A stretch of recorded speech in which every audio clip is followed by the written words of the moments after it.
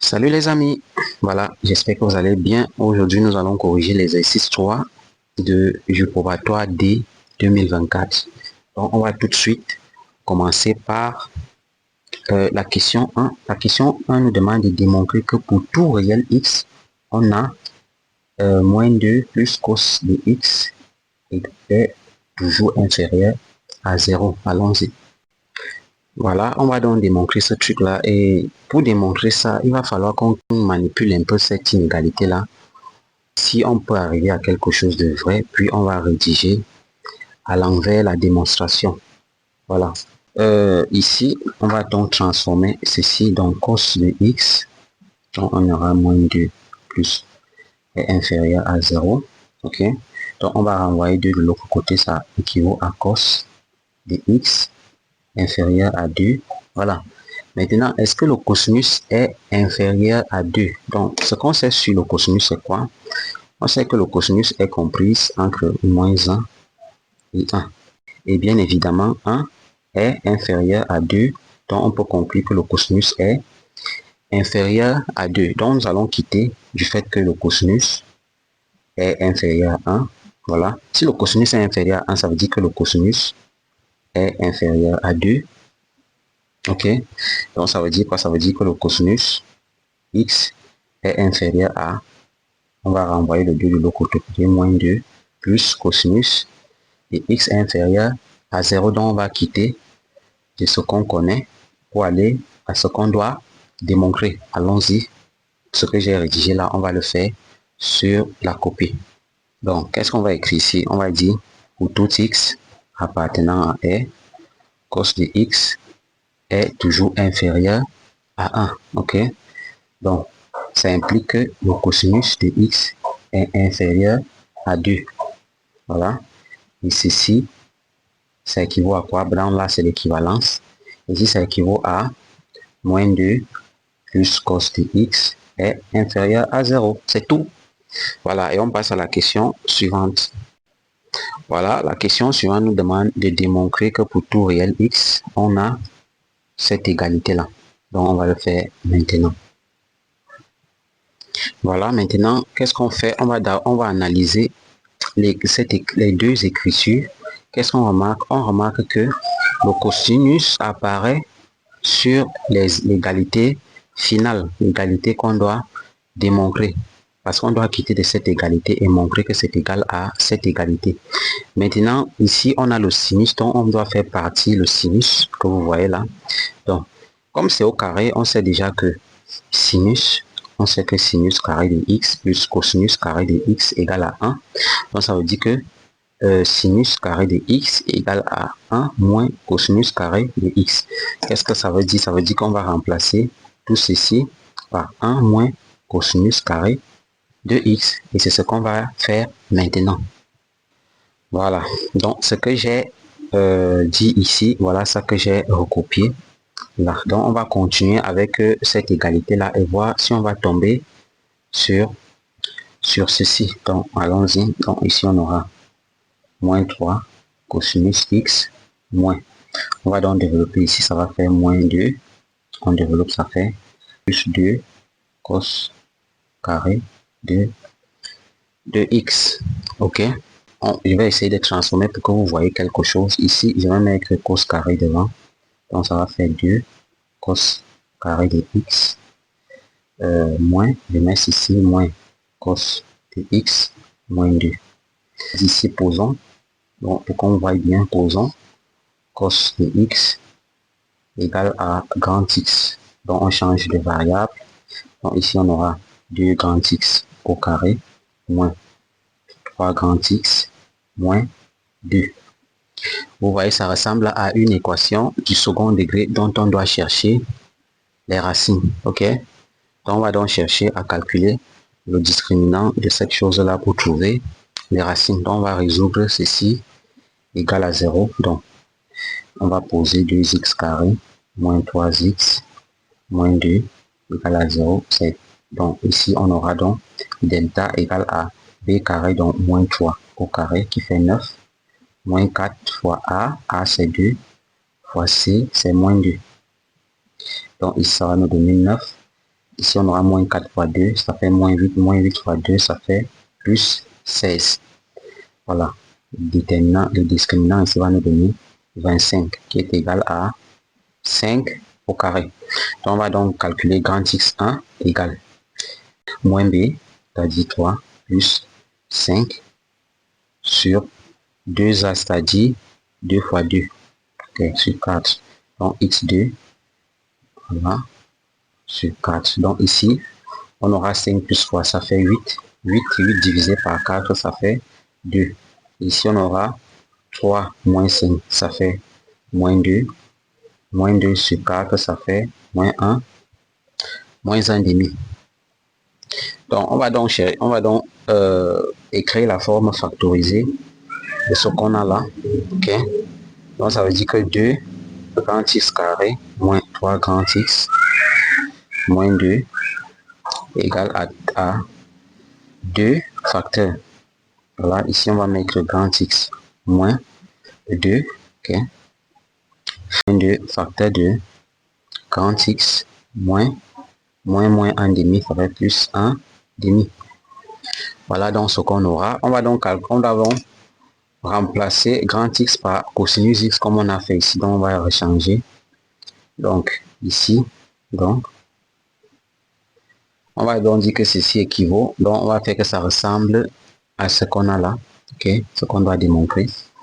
Donc ici ça équivaut à, on va faire entrer le 2 là ici. Ok, on va faire entrer le 2 là ici. Donc ça va faire, si vous voulez, comme on a renversé là, on a renversé. Ici, vous pouvez renverser ici, ça ne cause pas de problème. Alors, attention, ici, c'est plus. Voilà, ici, c'est plus. Donc, ça va faire 2 fois 1 demi, c'est 1. 2 fois cosinus, c'est plus 2 cosinus x. OK. Et facteur de 2, moins 2, si vous voulez, donc moins 2, plus cos de x. Donc, on a démontré que ceci égale à ce qu'on a là. Donc, exactement ce qu'on voulait qu'on démontre, et on passe à la question suivante. Voilà, la question suivante nous dit de résoudre dans 0,2 pi l'équation C. Allons-y. Voilà, on va donc résoudre ceci. Ok, on va résoudre ceci égal à 0. Maintenant, qu'est-ce qu'on a vu? On a vu que cette écriture-là égale à ce qu'on a fait bien avant. Donc, ça veut dire quoi? Ça veut dire que moins 3 cos de x moins de sin carré de x égale à 0. Ici, ça équivaut à 1 plus 2 cos de x, facteur de moins 2 plus cos de x égale à 0. Donc ici, c'est le produit. Donc, on va faire ceci. Comme ceci fois ceci égale à 0, ça veut dire que ceci, donc ça équivaut à dire que ceci égale à 0. Donc 1 plus 2 cos de x égale à 0, ou moins 2 plus cos de x égale à 0. Donc on continue. Ici, ça équivaut à cos de x égale, on renvoie le 1 de l'autre côté, ça fait moins 1 divisé par 2. Voilà. Et ici, on aura cos de x égale à tout simplement 2. Voilà, on arrive donc ici. Maintenant, on obtient ces deux solutions-là. Ces deux solutions-là, on doit les examiner par rapport à tout ce qu'on a déjà fait. Donc, qu'est-ce qu'on a fait au tout début? Ok. Qu'est-ce qu'on a fait au tout début? On a montré que moins 2 plus cos de x est toujours inférieur à 0. Ça suggère que cos de x est toujours inférieur à 2. Maintenant, ici, qu'est-ce qu'on voit? On voit qu'on a trouvé cos de x égale à 2. Ce qui n'est plus normal. Ça veut dire que ici, on va exclure cette solution dont on va dire impossible. Car d'après la question 1, vous pouvez dire ça d'après la question 1, cos de x doit être inférieur à 2. Voilà. Donc, on va donc rester avec ceci. Donc, cos de x, on a donc cos de x égale à moins 1 demi. Voilà. Maintenant, on va essayer de voir sur notre cercle ce que veut dire cos de x égale à 1 demi. Voilà. Donc, 1 demi, c'est ici parce que le cosinus, c'est l'axe des abscisses. Donc, ici, le cosinus, ici, ça sera 2 pi sur 3. Ok. Donc, ça veut dire que de l'autre côté, on aura moins 2pi sur 3. Donc, ça veut dire que on aura donc x égale à 2pi sur 3 plus 2kpi, ok, avec k appartenant à z, ok, et x égale à moins 2pi sur 3 plus 2kpi, k appartenant à z. Voilà. Maintenant, on va donc regarder l'intervalle dans lequel on nous a demandé de travailler. On doit trouver les solutions dans 0, 2pi. Maintenant, ici, dans 0, 2pi, il n'y a pas de nombre négatif. Ok, il n'y a pas de nombre négatif. Donc, ça veut dire que ceci n'est pas dans 0, 2pi. Donc, on doit faire en sorte que ça soit dans 0, 2pi. Qu'est-ce qu'on fait? On va donc additionner ce nombre-là par 2pi. Donc, on va faire moins 2pi sur 3 plus 2pi. Ok, donc on va mettre tout ceci sur 3. Ça équivaut à quoi? Ça équivaut à 2pi moins 2pi plus 6pi sur 3. Donc ici, on va trouver 4pi sur 3. Voilà, plus 2kpi. Voilà, maintenant 2kpi, est-ce qu'on peut le mettre dans l'intervalle 0, 2pi? Non, on va pas les mettre avec les 2kpi. Donc les seules solutions qu'on aura, c'est 2pi sur 3 sans 2kpi. Et les solutions, on aura 4pi sur 3 sans le 2kpi. On met le 2kpi lorsqu'on résout dans R. Ok, voilà, donc ici, les solutions de notre équation, c'est, il n'y a pas de parenthèse, c'est pas en couple. Ici, on aura 2pi sur 3 et on aura 4pi sur 3. Donc voilà donc les solutions de notre équation. Et on passe à la question suivante. Voilà, la question suivante nous dit de résoudre cette inéquation, donc supérieure à 0. Donc ici, je vais juste vous guider.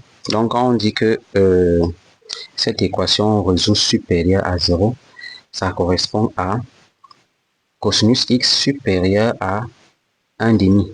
Donc, ça veut dire quoi? Ça veut dire qu'on va chercher les x qui nous renvoient sur cet axe des axes que j'ai assuré ici. Donc, sur l'ensemble des points qu'on a ici. Qu'est-ce qu'on voit?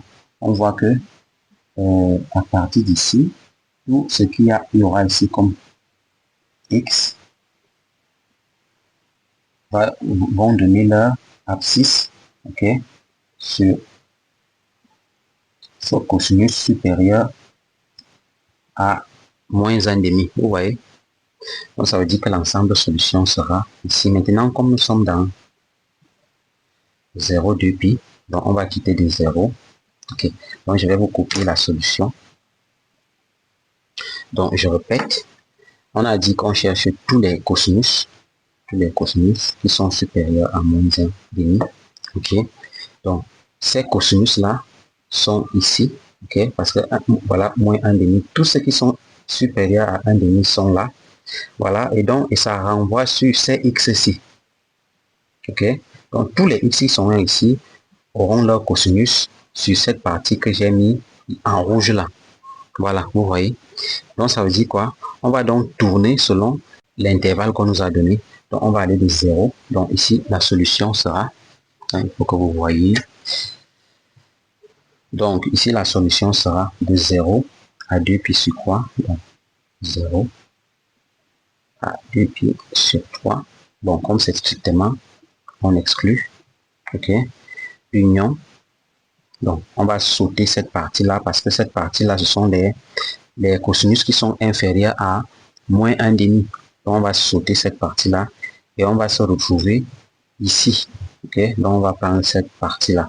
Donc union, on exclut également moins, ça sera 4pi sur 3. Okay, donc ici c'est 4pi sur 3. Donc union 4pi sur 3 jusqu'à 2pi. Voilà. Sur notre intervalle, 2pi est exclu. Ok. Voilà. Les gens vont me poser la question que bon, pourquoi on a inclus 0, ainsi de suite. On a inclus 0 parce que déjà, l'intervalle qu'on nous a donné, ok, 0 est inclus. Vous voyez, 0 est inclus. Ici, donc, on inclut aussi 0 lorsqu'on donne notre solution. Donc, je vous remercie d'avoir suivi cette correction. C'est la fin. Et je vous dis à très bientôt pour une nouvelle correction. Bye bye.